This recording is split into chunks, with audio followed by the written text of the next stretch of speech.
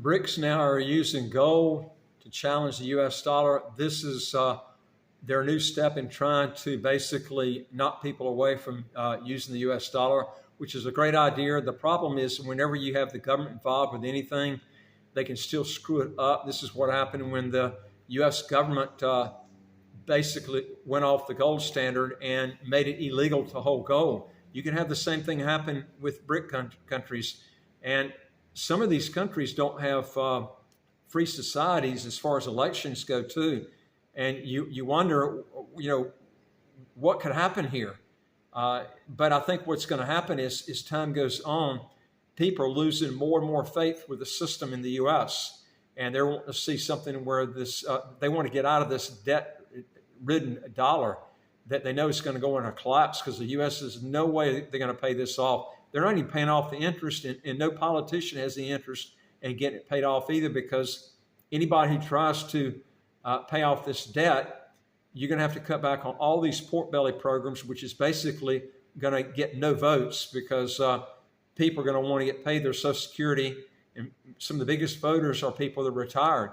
So, I think this, although it's some countries that you wonder the freedom of their society that's backing all this, because it's not just the gold, it's who's backing the gold.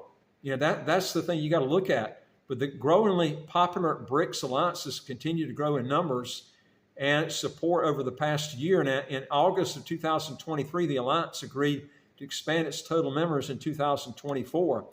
Furthermore, the bloc announced the development of a new currency. The BRICS currency will be driven to fully ditch the U.S. dollar in trade and usher in a new era.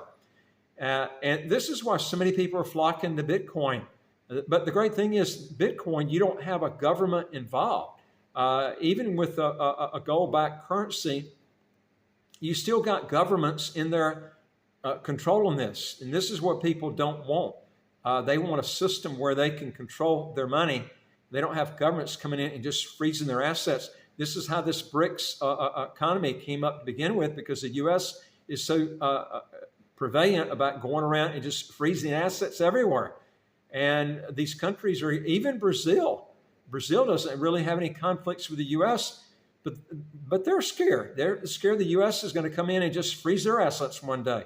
And so, this is why people are flocking to decentralized type cryptocurrencies like Bitcoin, and that don't have the government involved. They don't have anybody behind there.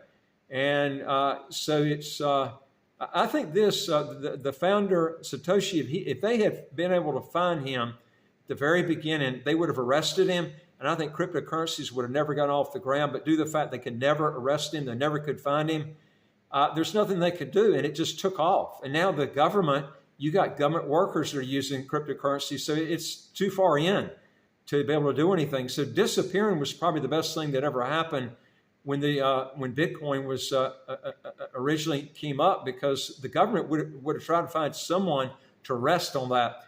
But they're talking about, the currency is expected to be backed by gold, a precious metal sought after by the BRICS nations since the announcement. With gold on the rise, the precious metal is bullish and will be a battlefield for the West U.S. dollar and BRICS moving forward. Anyway, I would tell you, I think that the most solid thing out there today is where you control it. I don't care if it's cryptocurrency or what it is you control it and getting it away where the government's coming in and controlling everything that you got. And one thing I would tell you that I would be trying to do, first thing is I would be getting and diversifying your second passports. If I could tell you anything that's probably even more important than what I went through today, is to get at least a second or a third passport. Because if the government comes in and tries to control you for some reason, you need to have a second passport. So if that government comes in, cancels your passport, renews that, chooses not to renew your passport, then you've got something to fall back on. If you want to know more, let's go to our website, www.citizenshipquickly.com. If you want to legally get around high income taxes or how to get a second passport as quick as 4 to 8 months. And I would like to hear from you. If you got a question or comment, put it below. And don't forget the subscribe button on the right of your screen. You get new videos automatically as they come out. I look forward to talking to you on the next video. Take care.